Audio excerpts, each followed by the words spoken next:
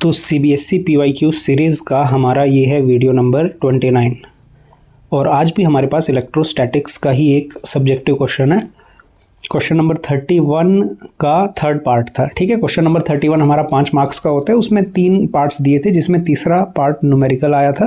तो इस न्यूमेरिकल को हम देखेंगे क्या है ये। The dipole moment of a molecule is 10⁻⁻30 coulomb metre. तो डाइपोल मोमेंट आपको दिया है, जो इन्फॉर्मेशन है उसको हम लिखते हैं। डाइपोल मोमेंट को स्मॉल p से हम डिनोट करते हैं। It is given 10⁻⁻30 coulomb metre.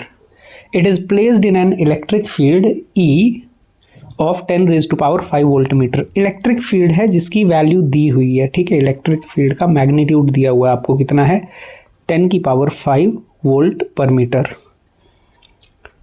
such that its axis is along the electric field। Dipole का एक्सिस इलेक्ट्रिक फील्ड की तरफ ही है। इसका क्या मतलब है? इसका मतलब है कि अगर डाइपोल मोमेंट इधर की तरफ है तो इलेक्ट्रिक फील्ड भी इधर की तरफ है। ठीक है, जो एक्सिस है डाइपोल का वो इलेक्ट्रिक फील्ड के अलॉन्ग है। इसका मतलब होता है कि थीटा आपका 0 डिग्री है। ठीक है, एंगल 0 डिग्री है। फिर आगे क्या है? The direction of electric field is suddenly changed by 60 degree at an instant. फिर क्या कर दिया गया? थोड़ी देर में क्या कर दिया गया कि जो डाइपोल की डायरेक्शन है वो तो सेम रखी गई, लेकिन इलेक्ट्रिक फील्ड की जो डायरेक्शन है डाइपोल के साथ वो चेंज कर दी गई और वो डायरेक्शन हो गई 60 डिग्री। अब पहले इलेक्ट्रिक फील्ड और डाइपोल में 0 डिग्री का एंगल था, अब 60 डिग्री हो गया। ठीक है, find the change in potential energy of the dipole at that instant. हमसे क्या पूछा है? हमसे पूछा गया है कि चेंज इन पोटेंशियल एनर्जी निकालना है। ठीक है, चेंज इन पोटेंशियल एनर्जी, और चेंज इन पोटेंशियल एनर्जी का मतलब U2 माइनस U1 निकालना है। ये हमारी रिक्वायरमेंट है। ठीक है, अब इजीली हम समझ सकते हैं। देखो, आपको पता है, जानते हैं हम लोग, क्या जानते हैं हम? वी नो दैट क्या जानते हैं हम? पोटेंशियल एनर्जी जब किसी डाइपोल को फील्ड में रखा जाता है तो पोटेंशियल एनर्जी का फॉर्मूला होता है PE cos थीटा। ठीक है, ये हमारा फॉर्मूला होता है। तो इसको हम यूज़ करेंगे। ठीक है, इसको हम यूज़ करेंगे। P और E तो फिक्स है, P और E की वैल्यू दी हुई है, थीटा ही चेंज हो रहा है। इनिशियली आपके पास, शुरुआत में आपके पास इनिशियली थीटा कितना है? 0 डिग्री। एंगल किसके बीच होता है? एंगल होता है P और E वेक्टर के बीच में। और बाद में आपका थीटा कितना हो जा रहा है? बाद में आपका थीटा हो जा रहा है 60 डिग्री। ठीक है, तो θ1 θ2 क्लियरली हमें पता है।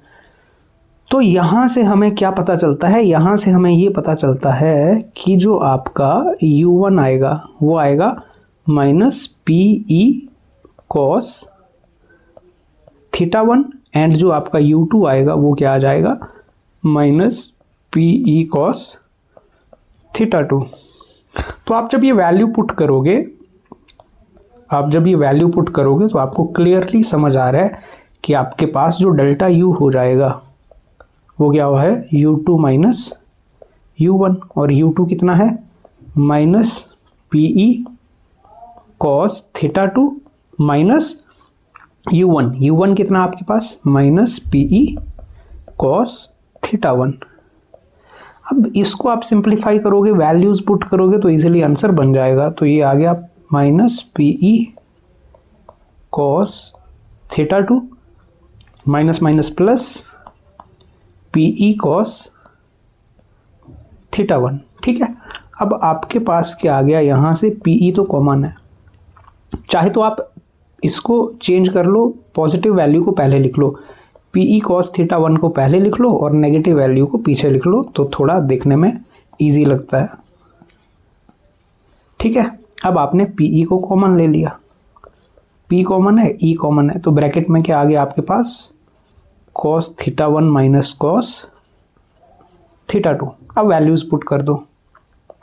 तो P की वैल्यू कितनी है? 10⁻⁻30। E की वैल्यू कितनी है? 10⁵ cos θ1, तो θ1 कितना आपके पास? 0 डिग्री, माइनस cos θ2 कितना आपके पास? 60 डिग्री। अब आप वैल्यूज पुट कर दोगे तो ये तो बन गया 10⁻⁻25। ठीक है, फिर cos 0 होता है 1 और cos 60 होता है 1/2। तो ये कितना आ गया सॉल्व करके? 10 की पावर -25 इंटू 1/2। ठीक है, तो आपके पास ये कितना आ गया, 1/2 होता है 0.5, तो 0.5 इंटू 10 की पावर -25 जूल। या यदि आपको स्टैंडर्ड फॉर्म में लिखना है तो आप क्या करोगे, डेसिमल रिमूव कर दोगे, 5 इंटू 10 की पावर -26 जूल। ठीक, तो ये हमारा आंसर हो गया क्या, किसका, चेंज इन पोटेंशियल एनर्जी का। ठीक है, तो 2 नंबर का होगा आई थिंक ये पार्ट, थर्ड पार्ट दिया हुआ था क्वेश्चन का। इंपॉर्टेंट है, देखो ये डेरिवेशन भी जो है, ये जो टॉपिक है कि potential energy of dipole in uniform electric field निकालो, ये डेरिवेशन भी पेपर में बहुत बार आती है, इससे रिलेटेड एमसीक्यू भी बहुत बार आते हैं पेपर में। ठीक है, और न्यूमेरिकल्स भी देखो इस तरह से कुछ बन सकते हैं। ठीक है, तो मिलेंगे CBSE PYQ सीरीज़ के अगले वीडियो में, वीडियो नंबर 30 में।